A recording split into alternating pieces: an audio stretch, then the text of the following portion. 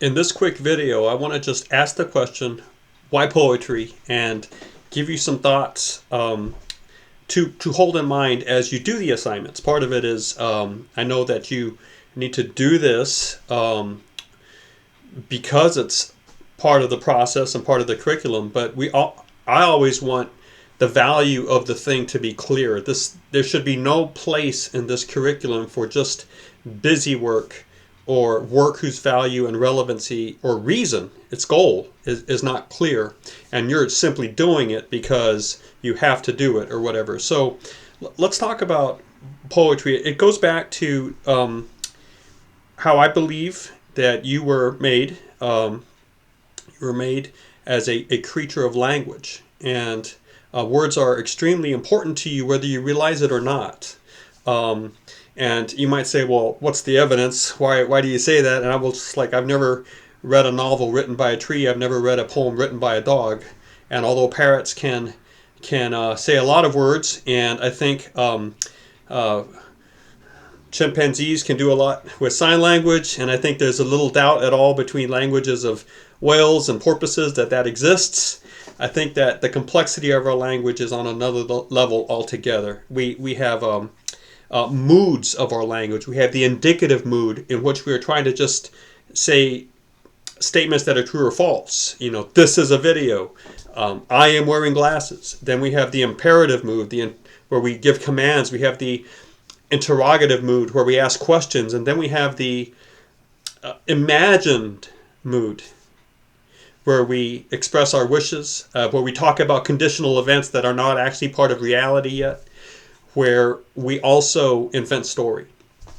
And story itself is very important to you.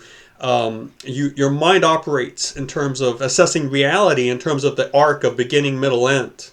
This day has a beginning, middle, end for you. This video has a beginning, middle, end. So in many ways, story is the way you experience reality.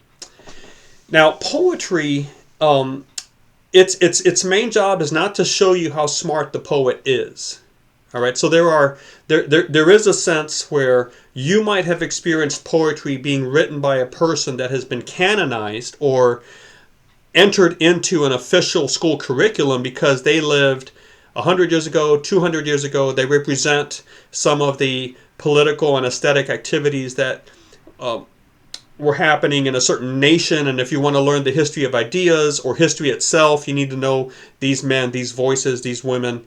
And that poetry might actually be very boring to you. Those poets might be trying to do things with their poetry that we don't necessarily, as a modern society, appreciate or do ourselves. All right. So there is a sense where the traditional scholastic study of poetry, in other words, the poetry you run into as you're in school or in college or whatever, its goals are different from the goals we have here in this program. That might be trying to give you a history of a time period or a period of thought or art, like the Romantic era or the Modernist era, whatever. And the point there is not that you are going to go into poetry to see how poetry can become part of your life. The point is that you need to read these things because an educated person knowing the history of Western ideas ought to know who T.S. Eliot is, or who Chaucer is, or who Shakespeare is, or who Ben Jonson is, or who Cervantes is, or who Baudelaire is, and etc. Okay, so here we want to just say, look, everything we do is related to the four goals, all right? And we need to bring poetry in here that shows you how to be empathetic partnership, that shows you how to have better communication, and that also allows you to have that broader analysis, that rounded thinking, that better way of looking at things, the dimensional thinking where you're able to see one thing from one angle, and then you're able to see the same thing from another angle, from up above, from below. Dimensional thinking, all right?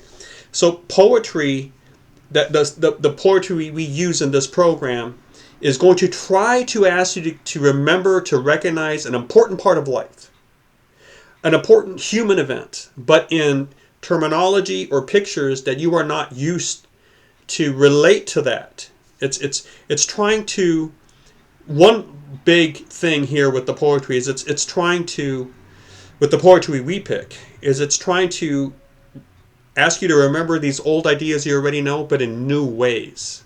All right, from another angle, another dimension to that thing or event. And it could be something monumentous as, you know, experiencing the death of your brother, or it could be something as specific and apparently superficial, common day, as maybe visiting someone's apartment and recognizing how beautiful it is. And so poetry seeks to address the whole gamut of life, asking you to think in terms of the deeper activities that might be happening there, even when you go into a room that has been beautifully designed.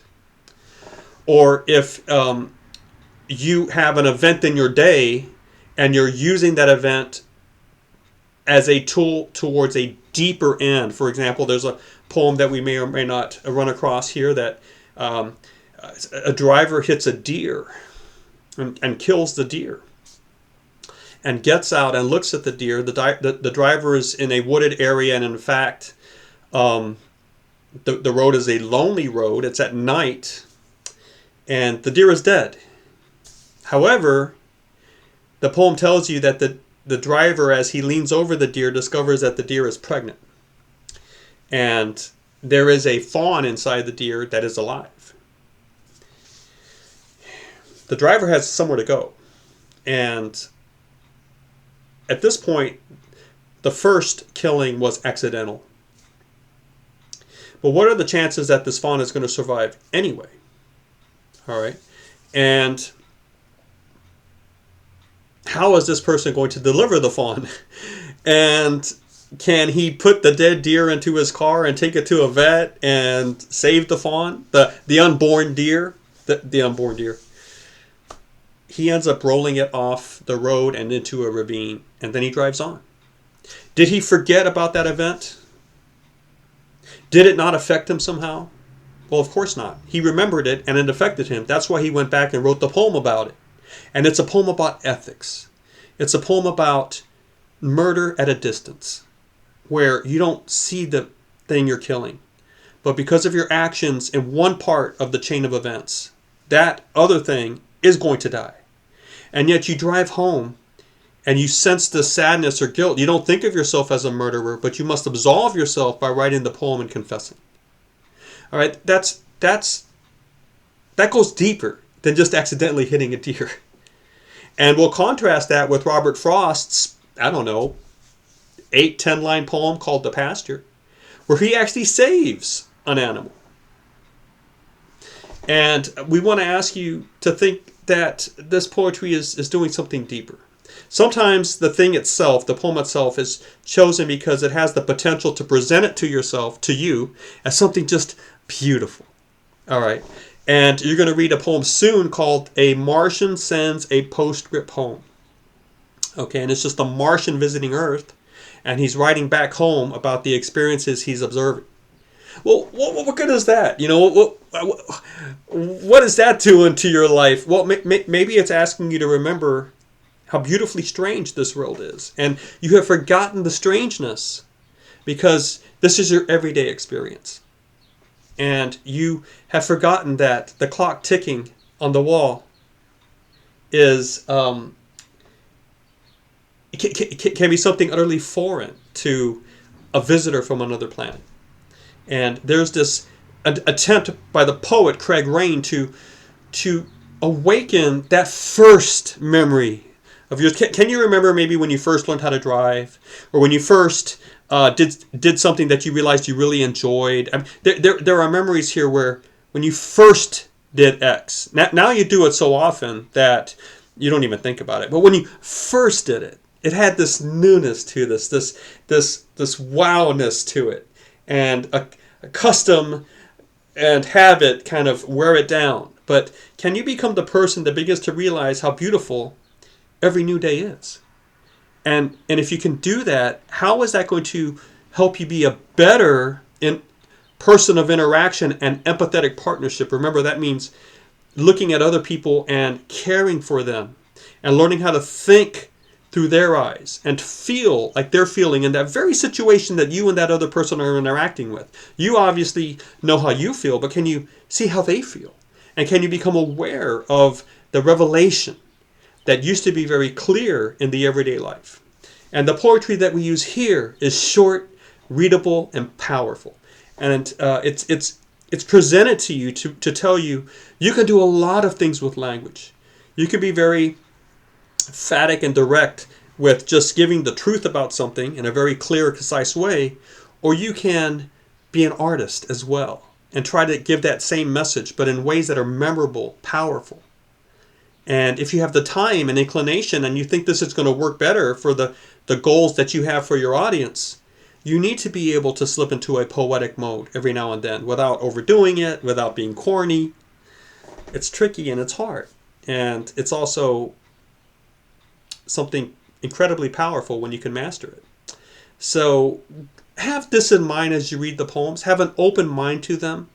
Don't go in there already telling yourself you hate poetry. We know that that's a common attitude. And I'm trying to pick poems that have a chance to interact with you because they're much more down to earth, manageable, readable, but yet very powerful. So let them give them a fair chance, I guess, to do what they were meant to do. Thank you for watching.